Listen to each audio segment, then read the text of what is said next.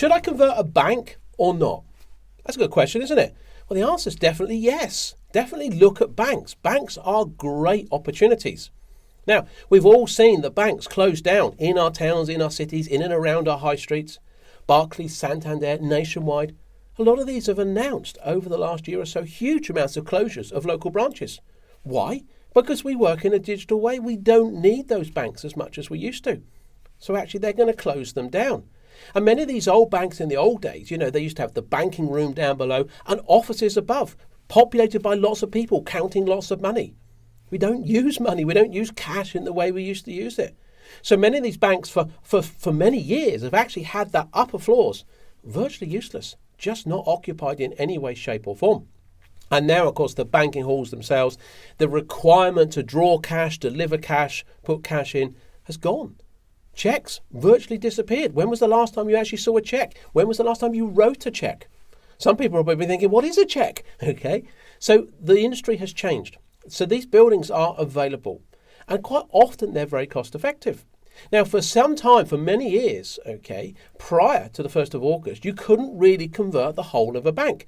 We didn't have the rights to do it without going for full planning permission. Now, on the 1st of August 2021, Class MA gives us the right to go and take a whole bank building, providing it's less than 1,500 square metres. Yes, there's a few other rules and bits and pieces around it, and convert it into residential units. And what great residential units it will make. Big high ceilings, nice spaces. You've got to think a little bit architecturally. There's a little bit of a challenge to get these things to work. Up on the upper floors, more often than not, it's just straightforward office space. Why not go and convert that? Great, make some lovely residential units. Sometimes be careful, these buildings can be listed. Banks were often the prominent building in a town, in a city. And as such, many of these have become listed. So be very careful of that. I'm not saying that you don't want to do a listed building, but you can't do a listed building under Class MA. You're going to have to think about Class G. I'm not going to talk about Class G today. I'm talking about MA. So you've got to think about that. And of course, you've got a conservation officer involved. So be careful. I would probably suggest as your first project, you avoid a listed building. So just work on a bank that's not listed. And there are many that indeed aren't listed. And of course, they're not all fancy bank buildings as we might imagine. Some of them are fairly straightforward, particularly some of these building societies, which have latterly become banks. A lot of their buildings are relatively straightforward. They just look like shops. And of course, they too can be converted. But we take the banking rooms themselves, great spaces. They make some lovely high-end flats. So if you can get high-end flats in there, it could work extremely well. But don't forget, you're not restricted as a developer just to convert into residential. Why not make those into some great office pods that you can sell off? We've talked about office pods quite a bit here at Property CEO. Maybe that's the future of the office market. I'm not talking about serviced office. I'm talking about offices that people can buy, 15 to 20 square metre units. But going back to the residential, great residential spaces, some lovely entrance halls to the flats, and the upper flats could be relatively straightforward. Now you're going to have things like vaults. So think about the vaults. What do we do with the vaults? Perhaps don't try and take those out. More often than not, they're big, heavy concrete structures, big steel doors, and to take those out can be costly, quite expensive, and they might be integral to the structure. So there's a lot of strengthening going on. Think about your layout. When you talk to your architect or you do your block planning, that's a process you need to learn yourself, is actually make sure that you can perhaps try and incorporate the vault itself. Many vaults can create some really quite nice quirky spaces.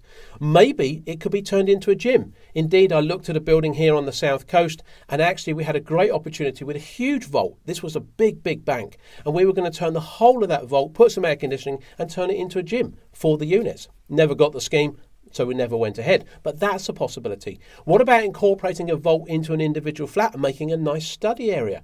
Maybe making it into a music room. People like those sort of things. A yoga room. Who knows? All sorts of vaults can be turned into all sorts of interesting spaces. And of course, it makes it a bit quirky.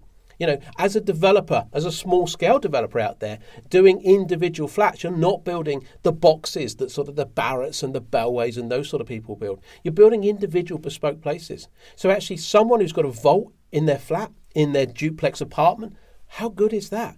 Maybe if it's quite small, turn it into a wine cellar. A lot of people are interested in that. Not everyone, but you're probably going to have the only flat in that town with its own built-in wine cellar. Studio, whatever it might be. There's going to be someone that perhaps will pay a premium for that. So just think about banks. Think of them in a creative way. But the great thing is, Not a lot of people realise that banks have now come under permitted development right class MA. So up to 1,500 square metres, which is around 30 odd flats, you can convert them. Great opportunity, often undervalued, so you can pick them up at a good deal, and they make some very nice high-end apartments. Banks, definitely, have a look at them. Hopefully you like what we do here. Please click like and subscribe, and we'll see you in the next video.